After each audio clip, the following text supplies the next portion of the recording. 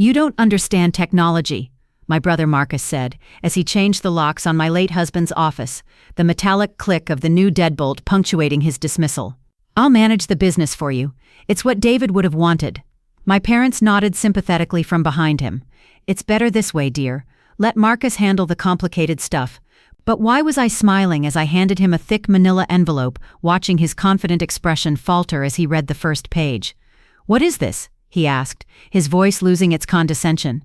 "Those are the 14 patents that form the foundation of Nexus Technologies, the patents that make the company valuable, the patents that every major tech firm in Silicon Valley wants to license."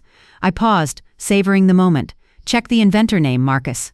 He flipped through the pages, his face draining of color with each document. Every single patent listed the same inventor, Dr. Miranda Chen Lawson. Me. I met David Lawson in a Stanford computer science lab at 2 a.m. We were both graduate students, me pursuing my PhD in machine learning, him finishing his MBA. He'd wandered into the wrong building looking for a vending machine and found me instead, surrounded by coffee cups and code, trying to solve an optimization problem that had been haunting me for weeks. "That's a Bellman equation," he'd said, looking at my whiteboard. "You're trying to solve reinforcement learning with dynamic programming." I'd looked up surprised. "You know reinforcement learning? I know enough to recognize brilliance when I see it." He'd smiled and something shifted in my chest. "I'm David.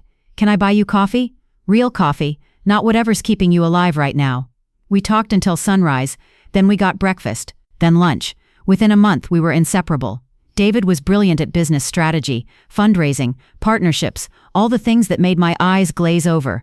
I was brilliant at the actual technology, the algorithms, the architectures, the innovations that made everything else possible.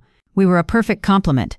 "We should start a company," he said one night, 6 months into our relationship. "Your ideas, my execution, we could change the world." "I don't want to run a company. I just want to build things." "Then build things. I'll handle everything else." He took my hand. "Let me be your shield, Miranda. You focus on the magic. I'll protect it." It was the most romantic thing anyone had ever said to me. Nexus Technologies launched from our garage apartment with $10,000 in savings and a dream. David was the face of the company, the CEO, the pitchman, the one who charmed investors and negotiated contracts. I was the shadow, the engine, the one who built the technology that made all his promises possible. I preferred it that way. I hated public speaking, despised networking events, couldn't stand the performative aspects of startup culture. David thrived in that world. I thrived in my lab. We filed our first patent in year 2, a novel approach to neural network optimization that would become the foundation of everything we built. David insisted I be listed as sole inventor, but you helped conceptualize the business applications.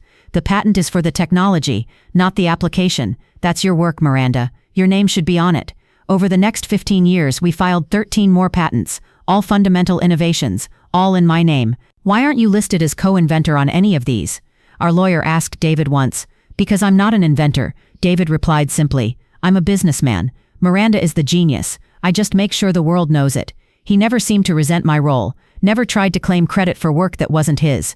In an industry full of founders who inflated their technical contributions, David was refreshingly honest about what he brought to the table and what he didn't. We got married in year 5, had twins in year 7, and built Nexus into a $200 million company by year 12. Then 2 months ago, David died. The aneurysm took him without warning. One moment he was reviewing quarterly reports, the next he was on the floor, gone before the ambulance arrived. 44 years old, perfect health, no history of problems, just gone. I couldn't function for weeks. The grief was a physical weight, crushing my chest, making it impossible to think about anything except the absence where my husband used to be. My brother Marcus arrived to help 3 days after the funeral. I should have recognized the signs. Marcus had always resented my success, the PhD he'd never pursued, the company he couldn't have built, the marriage to a man he considered beneath him because David hadn't come from money. Growing up, Marcus had been the golden child, destined for greatness. Instead, he'd become a mid-level manager at a struggling startup, watching his little sister achieve everything he'd been promised. "You need to focus on the kids," he said, dripping with false concern. "Let me handle the business side. I know technology." He knew nothing. Marcus had a degree in business communications and couldn't tell Python from JavaScript. But I was drowning in grief, barely able to get dressed in the morning, and his confidence seemed like a lifeline. "Just temporary," I agreed, "until I'm back on my feet." Of course, family helps family. Within 2 weeks, he'd changed the office locks, rerouted the company email to his personal accounts, and started referring to himself as interim CEO in investor communications. When I finally emerged from the fog of grief enough to visit the office, security turned me away. "Sorry, ma'am. Mr. Chen's orders. Immediate family only." "I am immediate family. I'm the founder's wife. The founder is deceased, ma'am. Mr. Chen is in charge now." My parents took Marcus's side. "Sweetheart, you're grieving," Mom said over dinner at their house, a dinner I later realized had been orchestrated to manage me. "You can't run a technology company in your condition. I've been running that company for 15 years. David ran the company," Dad corrected.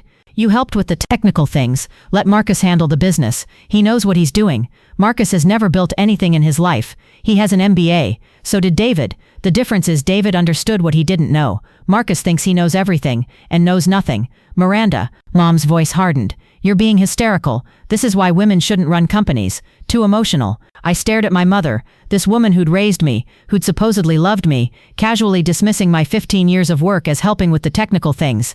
"I need to go," I said. "Don't do anything rash, dear. Marcus is handling everything." That's when I called my lawyer. The meeting was held in Nexus's main conference room. Marcus sat at the head of the table, David's seat surrounded by the board members he'd been charming for the past 2 weeks. My parents flanked him like bodyguards. The company's legal team sat along one wall, looking uncomfortable. I entered with my own attorney, Patricia Okonkwo, one of the most respected IP lawyers in Silicon Valley. "Miranda," Marcus said, not bothering to stand, "I'm glad you could join us. We were just discussing the transition plan." "There is no transition, Marcus." "Excuse me?" I sat down across from him. "This meeting is over. You're removed as interim CEO, effective immediately." Marcus laughed. "You can't do that. The board appointed me. The board appointed you to a position that doesn't exist. David's shares transferred to me upon his death. I hold 51% of the company. I am the majority shareholder." I nodded to Patricia. "Tell them." Patricia distributed folders to everyone at the table. Inside you'll find documentation confirming Mrs. Lawson's majority ownership, as well as evidence that Mr. Chen's appointment violated company bylaws by failing to secure shareholder approval. "This is ridiculous," Marcus sputtered. "Even if she owns the shares, she can't run a tech company. She's not qualified." "Actually, I am." I handed him the manila envelope. "Those are the 14 patents that form the foundation of Nexus Technologies. Every algorithm, every architecture, every innovation that makes this company valuable. Check the inventor name." He opened the envelope. His face went white. "That's impossible. David. David was the CEO. I was the inventor. Every patent is in my name because I created every piece of technology this company is built on." I leaned forward. "I have a PhD in machine learning from Stanford. I've published 47 peer-reviewed papers. I've been cited over 10,000 times in academic literature. I built Nexus from nothing while you were getting fired from your third marketing job." The board members were shifting uncomfortably. "You want to talk about who's qualified to run a technology company, Marcus?" "I am. I always have been. The only reason you don't know that is because you never once asked what I actually did." The fallout was swift and decisive. The board, confronted with evidence of Marcus's unauthorized actions, voted to remove him immediately. My parents, who had been so confident in their golden child's abilities, sat in stunned silence as security escorted him from the building. "You'll regret this," Marcus hissed as he passed me. "Family should support family. Family should also respect family. You changed the locks on my dead husband's office and tried to steal his company. That's not family. That's theft." He left without another word. My parents lingered, clearly unsure how to process what had happened. "Miranda," Mom started, "we didn't know. You didn't want to know. You saw what you wanted to see. Your son finally succeeding at something, your daughter too emotional to function." I shook my head.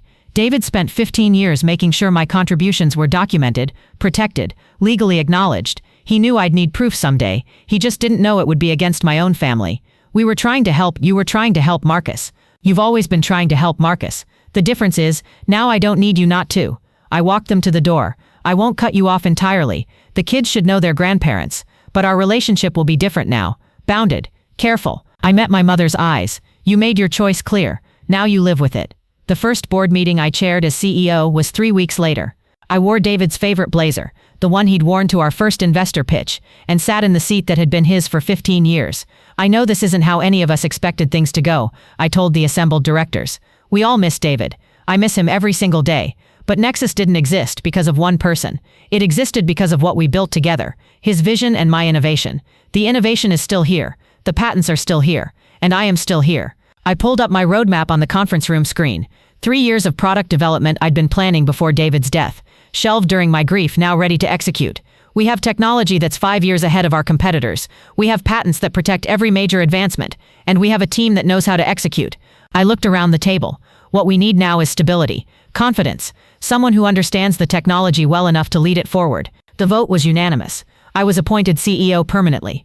Marcus tried to sue, claiming David had verbally promised him a stake in the company. The lawsuit was dismissed in 3 months. David's meticulous documentation, every email, every contract, every patent filing made the case unwinnable. Marcus ended up owing us legal fees. My parents apologized. Eventually, hollow words that I accepted without fully forgiving. "We underestimated you," Dad admitted. "We always underestimated you." "Yes, you did. Can we start over?" "We can start somewhere." Over implies forgetting. I won't forget. They visit occasionally now, carefully, on terms I set. They've learned to ask about my work, to acknowledge my accomplishments, to treat me like the CEO I am, rather than the grieving widow they'd dismissed. It's progress. It's not forgiveness. The difference matters. Last month, Forbes ran a profile on Nexus's new direction under my leadership. Dr. Miranda Chen Lawson has emerged from the shadow of her late husband's legacy to reveal something surprising, the article read. She was never in his shadow at all. She was the light source. I keep a framed copy in my office, next to David's photo. "You knew," I tell him sometimes, looking at that picture. "You knew someday I'd have to prove it." He smiles back at me, frozen in that moment, forever believing in me. The patents bear my name. The company bears my vision. And the future belongs to the woman everyone underestimated, including, especially, her own family. They said I didn't understand technology while I was literally inventing it. They changed the locks on my own innovations and called it protection.